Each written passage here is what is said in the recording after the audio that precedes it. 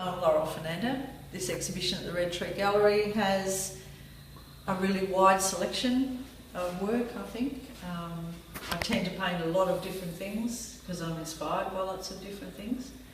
I admire artists that have a more singular focus, but that's not me. I'm probably best known for my birds, and I really love painting Australian birds. Birds are really social, connected beings.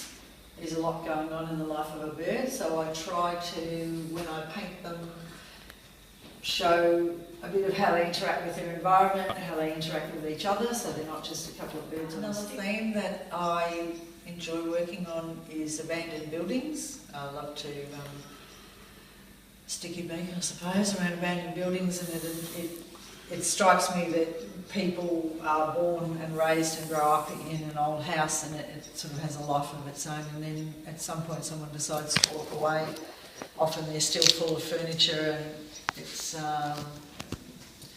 just so interesting and a bit sad to see how we just walk away from these buildings. This piece of the Laurel slaughterhouse is one of the few historic buildings that we have in our town. And as you can see by this painting, there are layers of time represented by the old bones that you find in the ground around the slaughterhouse. So it has a bit of a grisly history, I guess, but very pertinent to the way that this area was settled. And then here comes the housing estate, which will take it out in the next layer of building, unfortunately. Another thing that I really enjoy is the water. I love the ocean, love swimming, love being anywhere near the water. So it's great to paint water. And the moonar trees that are around the coast of this end of Australia is a particular fascination ever since I was a child, and the way that they can be tall and skinny, or they can grow into whatever shape that they've got to grow into. They're just fascinating trees. So I love to paint.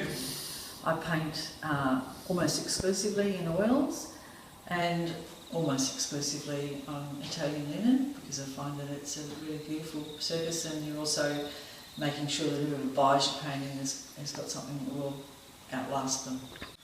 In recent times I have found that my backgrounds are becoming more abstracted, and particularly with the birds, often I'll start with a background where I just throw a lot of paint and spray it and let it drip and run and throw other spots of colour on, and I think that's because in the Australian bush there's so many more colours than our eyes register, and that's how say a rainbow lorikeet or a galah can disappear into a green tree when it's got heaps of colours on it, because we don't always pick up on all the amazing colours in the bush.